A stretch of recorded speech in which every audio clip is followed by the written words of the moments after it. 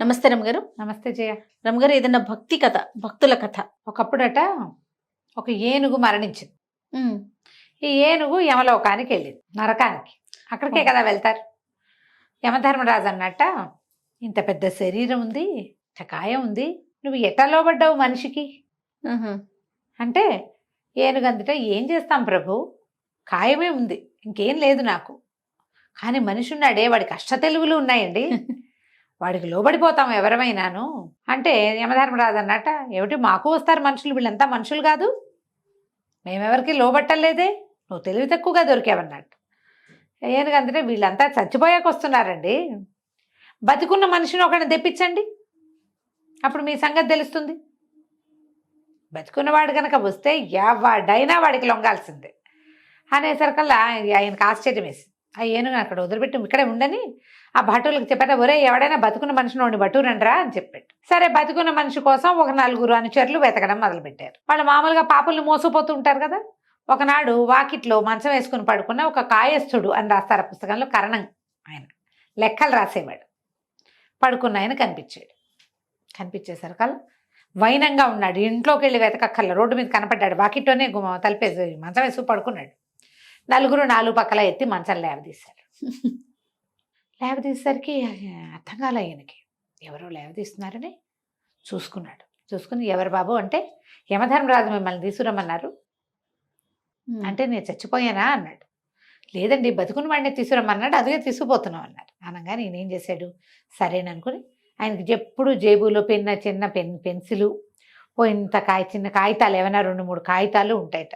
పడుకున్నప్పుడు కూడా ఆ జేబులో ఉంటాయి, చొక్కాతో పడుకున్నాడు. జేబులో నుంచి పేపర్ తీసి అందులో రాశాడు ఏవో 4 వాక్యాలు రాసుకుని పడుకున్నాడు. అట్టాగే వాళ్ళు జేబులో పెట్టుకున్నాడు కాగితం. స్వర్గానికి నరకానికి తీసుకుపోయారు.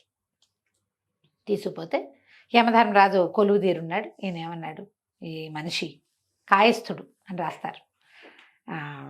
జేబుల నుంచి కాగితం తీసి, ఈ కాగితం యమధర్మరాజుకి ఇవ్వండి అని చెప్పాడు. చెప్పేసరికల్లా ఆయన ఏం చేశాడు, ఈ వ్యవహారం ఏమి ఇంకా వినలా, వెళ్ళాం అంతే, పైకి వెళ్ళారు. ఆ కాగితం పట్టుకెళ్ళి ఆయనకి ఇచ్చారు. ఆయన కాగితం విప్పి చదువుకున్నాడు. చదువుకుంటే వైకుంఠం నుంచి రాయబడింది కాగితం. నువ్వు చాలా శ్రమ పడుతున్నావు, నా మనిషిని వాడుకో, ఈ వ్యక్తిని వాడుకో, ఇట్లు నా శ్రీమన్నారాయణుడు చేవ్రాలు అని ఉంది. అలాగా ప్రభువు నాకు ఆజ్ఞ ఇచ్చాడని, రండి మహానుభావ అని ఈ మంచం మీద పడుకున్న ఆయన్ని తీసుకెళ్ళి తన సింహాసనం మీద కూర్చోబెట్టాడు. కూర్చోబెడితే ఏమిటి, మహాప్రభు శ్రీమన్నారాయణ ఆజ్ఞ ఇచ్చాడు, అదే కదా, ఆజ్ఞను పాటించద్దు. కాగితం చూసుకున్నాక మనం ఏం చేస్తాం, ఏదైనా ఒక ఆర్డర్ చూడగానే దాని ప్రకారం అంతే అంతే కదా. అక్కడ చీర కూర్చోబెట్టంగానే ఓ మనిషి వచ్చాడు, ఒక ఆవిడని పిలిచారు. ఒక పాపి, ఈమె గేదెల్ని తోలేదు, గేదెల పాలు తీసి పిల్లలకి పోసేది, పాలు అమ్మేది. అయితే అమ్మేటప్పుడు చాలా నీళ్లు పోసి అమ్మేది. నీళ్లు పోసి అమ్మటం వల్ల చాలా మంది పిల్లలకి పొట్టలు ఉబ్బిపోయి జబ్బు చేసింది, కల్తీ పాల వల్ల. ఈమెకి ఏ శిక్ష విధిస్తారు, వైకుంఠానికి పంపించండి అన్నాడు. వైకుంఠం అంటున్నారు, వీళ్ళకి అర్థం కాలేదు. కానీ ఆయన చెప్పాడు కదా, ఆయన ఏం చెప్తే చేసేయాల్సింది. వైకుంఠానికి వెళ్ళిపోయింది ఆవిడ. అక్కడి నుంచి వాడెవడో ఇంకొకడు తప్పుడు లెక్కలు రాసి దీనికి ఒక వంతెన కట్టారు. తప్పుడు లెక్కలు రాశాడు వాడు. లెక్కలు రాసి డబ్బు తను వెనక్కి వేసుకుని మట్టితో ఇసుకతో కట్టేశాడు. అది వంతెన కూలిపోయింది. చాలా మంది మరణానికి కారణమయ్యాడు వీడు. వైకుంఠానికి పంపించండి. వైకుంఠం ఓకే, అర్థం కావట్లేదు జనాలకి. కానీ చూస్తున్నాడు యమధర్మరాజు. మిగిలిన వాళ్ళకి వీళ్ళకి నరక భటులకి ఏమి అక్కర్లా, ఆయన ఏం చెప్తే అది చేస్తారు.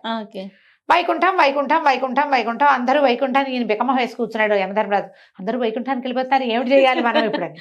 ఈ లోపల ఏమైంది, వైకుంఠానికి క్యూ పెరిగింది. నరకలోకంలోకి వచ్చే పాపల క్యూ ఎంతుందో వైకుంఠానికి వెళ్ళే క్యూ అంతుంది. విష్ణుమూర్తి చూసుకున్నాడు, ఏమిటి ఇంతమంది పాపులు వస్తున్నారు, ఇంతమంది ఆత్మలు వైకుంఠానికి వచ్చేస్తున్నాయి అని చెప్పి ఈయన ఏమనుకున్నాడు, ఓహో అంత పుణ్యబలం పెరిగింది ఆ భూలోకంలో, అదేమిటో చూద్దామని ఇక్కడికి వచ్చాడు. విష్ణుమూర్తి నరకంలోకి వచ్చి యమధర్మరాజుని అడిగాడు, ఏమిటి ధర్మరాజా ఇంతమందిని పంపిస్తున్నారు, ఇక్కడ ఏమన్నా కొత్త దేవుడు వెలిసాడా, ఏ రకంగా వీళ్ళందరినీ వైకుంఠానికి పంపిస్తున్నారు అని అడిగేసరికల్లా, ప్రభు అది నా పని కాదండి, మీరు పంపించారు కదా లెక్కల వ్రాతగాడిని ఒకడిని, ఆయన పని. నేను పంపేనా అన్నాడు. అవునండి అనేసరికల్లా ఈయన అడిగాడు కాయస్థుడిని, విష్ణుమూర్తి, నాయన నిన్నెవరు పంపారని. తమరే ప్రభు అన్నాడు. నేను పంపానా నిన్ను అన్నాడు విష్ణుమూర్తి. మరి నా బాబు పనే అది, మా నాన్న వల్ల అయినా అవుతుందా నన్ను ఇక్కడికి పంపటం? మీరే తలుచుకుంటే అదే కదా ప్రభు అయ్యేది. భగవంతుడు తలిచిందే కదా అవుతుంది. నన్ను నరకలోకానికి పంపించారంటే అది నా వల్ల అయ్యే పని కాదుగా, భగవంతుడే చేశాడు. అయిందా? అక్కడి నుంచి ఈయన ఆశ్చర్యపోయి ఎలా తెలిసిందంటే ఇగో ఇలాగా, సరే అయితే పొరపాటున వచ్చావు, నువ్వు వెళ్ళిపో అన్నాడు. అదేమిటి? భగవద్గీతలో ఏం చెప్పబడింది? ఎక్కడ నా ధామానికి ఎవడైతే వస్తాడో అక్కడి నుంచి నివృత్తి లేదు, వాడు వెనక్కి వెళ్ళాడని చెప్పావు. భగవద్గీతలో నుంచి ఆ వాక్యం తీసేయండి మీరు. తమరు చెప్పిందే కదా, నన్ను పొందిన వాడు ఇక వాడి వెనక్కి తిరగడు. నేను నిన్ను పొందాను, ఇదిగో నిన్ను పొందిన తర్వాత ఇక నేను వెనకెటా వెళ్తా, వాక్యం తీసేయండి అనగానే గతుకమన్నాడు భగవంతుడు కూడా. ఇప్పుడు స్వర్గం ఈ వైకుంఠం అద్భుతమైందని విన్నారు, అక్కడికి వెళ్ళిన వాళ్ళు ఎవరు వెనక్కి రారు, ఆల్రెడీ జనం వచ్చేసారు, వెళ్ళిపోయారు వాళ్ళంతమంది. వాళ్ళకి నివృత్తి లేదు, నేను నిన్ను ఇప్పుడు పొందాను కదా, దానికి నివృత్తి లేదు. సరే భగవంతుడు అన్నాడు, సరే ఎంత పాపాత్ముడైనా వైకుంఠానికి వచ్చాకే తిరుగులేదు, కానీ నువ్వు ఇలాంటి పని ఎందుకు చేసావు? ఇలాంటి పని ఎందుకు చేసావు అంటే, అవును నాకు అధికారం వచ్చింది. మనిషి అంటున్నాడు, నాకు అధికారం వచ్చింది, నేను మంచి పనే కదా చెయ్యాలి, వైకుంఠానికి పంపడం కంటే మంచి పని ఇంకొకటి ఉందా లోకంలో? అంతే కదా అనేసరికల్లా ఈయన దేవుడు భగవంతుడు అడిగాడు, యమధర్మరాజా ఇతనికి ఎందుకు ఇచ్చావు సింహాసనాన్ని నువ్వు అని అడిగితే, తమరు రాసిచ్చిన కాగితాన్ని బట్టి ఇచ్చానండి అని. కాగితం నేను రాశానా అన్నాడు. రాసింది ఎవరు? అతనే. అక్కడి నుంచి నువ్వెందుకు రాసావు అని అడిగితే, అవును నాకు ప్రచోదనం, నా లోపల హృదయంలో ఒక పిలుపు వస్తుంది. హృదయంలో ఉన్నాడు భగవంతుడు, హృదయంలో చెప్పబడించి ఉన్న భగవంతుడు చెప్పాడు నాకు. బాగుంది. ఇప్పుడు ప్రాణుల హృదయంలో ఉంటానని వాక్యం చెప్పావు కదా నువ్వు భగవద్గీతలో, ఆ వాక్యం కూడా తీసి, నా హృదయంలో ఉన్న నువ్వు ప్రచోదనం కలిగించావు నాకు, వాక్యం రాయి అని. నేను వాక్యం రాసా, ఆయన ఒప్పుకున్నాడు, నన్ను ఎక్కించాడు, నేను పంపిస్తున్నాను. అధికారం ఉన్నవాడు చేయవలసిన పని ఏంటి? మంచి పని చేయాలి, అదే చేశా. ఇప్పుడు ఆ వాక్యం ప్రాణుల మనసుల్లో నేను ఉంటాను అనే వాక్యం ఎట తీసేస్తాడు? అసలు సాధ్యం కాదు కదా. సాధ్యం కాదు. అక్కడి నుంచి ఈ కాగితం నువ్వు తెలుసుకోలేదా, నువ్వెవరివి అంటే మనిషిని నన్ను తీసుకొచ్చారు. ఈయన నిర్ఘాంతపోయాడు. ఒరే వీడు ఎక్కడి నుంచి వచ్చాడురా అంటే, పడుకున్న మనిషిని తీసుకురమన్నారు కదా మీరు, మనిషిని తీసుకురమన్నారు కాబట్టి ఇక మనిషి వచ్చేసాడు పైకి. అప్పుడు ఇంకా భగవంతుడు ఏమన్నాడు, సరే నీకు అవకాశం వచ్చింది, నువ్వు నన్ను చూసావు, నీకు అవకాశం లభించింది, నువ్వు నాతో రా అన్నాడు. నాతో రా అంటే ఇతను అన్నాడు, నేను అట్లా రాను, ఏనుగు వల్ల నేను ఇక్కడికి వచ్చాను. బాగుందిగా పాయింట్, సూపర్. ఏనుగు ఇట్లా చెప్పింది కాబట్టి ఇప్పుడు పాయింట్లో ఏమేమి కలిసినాయి? యమధర్మరాజుకి ఏనుగు చెప్పింది, నువ్వు బతికున్న మనిషిని తెస్తే నీ సంగతి తేలుతుంది అని. అవును, వీళ్ళు బతికున్న మనిషిని తెచ్చారు. ఈ వచ్చిన వాడు బతికున్న మనిషి అని వాళ్ళు చెప్పలా, కాగితం ఇచ్చేశారు ముందు. కాగితం చూసుకుని ఫాలో అయిపోయి ఎక్కిచ్చేసుకున్నారు. ఇప్పుడు తెలిసింది. ఇప్పుడు భగవంతుని చేరిన వాడు భూలోకానికి వెళ్ళడు, భగవంతుని చేరిపోయాడు ఆల్రెడీ. సరే నువ్వు నాతో వైకుంఠానికి రమ్మంటే నన్ను ఏనుగుని తీసుకొస్తేనే నేను వస్తానన్నాడు. అందరూ ఏనుగుని అడిగారు, ఏనుగు నువ్వు కూడా వస్తావా వైకుంఠానికి అంటే, నా సోదరులంతా ఇక్కడే ఉంటే నేను ఎటా వస్తాను అంది. అప్పుడు భగవంతుడు అన్నాడు, సరే అందరూ పదండి వైకుంఠానికి, మనం వెళ్ళిపోయాక యమధర్మరాజు ఆయన బాధ ఆయన పడతాడు. బాగుంది. గుంపంతా పోయారు. వీళ్ళందరూ కలిసి భగవంతుడితో కలిసి వైకుంఠానికి వెళ్ళిపోయారు. అధికారం, ఇది కల్పిత గాథమా. అధికారం వస్తే చేయవలసిందేంటి? మంచి, మేలు. ఏది అద్భుతమని నీ జీవితానికి అద్భుతమైన విషయంగా నువ్వు భావిస్తావో అది అందరికీ ఇవ్వాలి. చేయకూడదు ఏంటంటే అధికార దుర్వినియోగం చేయకూడదు. మనం ఇప్పుడు ఏం చేస్తున్నాం?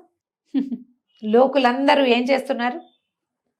ఈయన వాక్యాలు చెప్పాడు చూడు, హృదయంలో భగవంతుడు ఉంటాడు, అతన్ని విను, అతను నిన్ను అబద్ధం చెప్పమనడు, అతను నిన్ను చంపమనడు, చెడు చేయమనడు, మోసం చేయనడు, కొండేలు చెప్పమనడు. ఏం చేయమంటాడు? మంచి చెయ్యి అని చెప్తాడు. లోపల ఉన్నవాడు చెప్పేది ఏంటి? అంతే, మంచి. మంచి సరైన పని. ఏది సరైంది? నీకు ఏది సరైందో, నీకేది సంతోషాన్ని కలిగిస్తుందో అదే నువ్వు ఇతరులకు ఇవ్వాలి. ఇతరులకు ఇస్తే నీకు సంతోషం కలిగేది కాదు. అది నీకు జరిగితే నువ్వు సంతోషంగా ఫీల్ అవుతావు అనుకో, అది వాళ్ళకి జరపాలి కదా. అధికారం లభిస్తే చేయవలసిన పని ఏంటంటే, ఈయనకి యమధర్మరాజుగా అయ్యే అవకాశం వచ్చింది. పాపుల్ని వేయించండి గీయించండి అనకుండా మళ్ళీ పుట్టుకలేని చోటికి పంపించేసాడు. అది చక్కగా ఉన్న వాళ్ళందరినీ పంపించేశాడు. కల్పిత గాథ యాక్చువల్గా ఇది, కానీ ఎంత అద్భుతంగా ఉందో రమ్మ, ఎంత బాగా రాశాడు చూడు. చాలా చాలా బాగుంది. ఎక్కడ ఏమీ చేయకూడదు, నువ్వు ఉమ్, ప్రయత్నం చేయి సాధ్యమైనంత. ఎప్పుడో ఒక్కొక్కసారి మనం అధికారాలతోటి ఇబ్బంది పడతాం. కత్తి మీద సాము అధికారం అంటే. ఆ కాస్త ఇబ్బంది పడ్డప్పుడు పడు, కానీ అవకాశం ఉన్నప్పుడు సహాయం చెయ్యి. మంచే చెయ్యి అని. కంచికి మనం ఇంటికి. నమస్తే అండి. నమస్తే.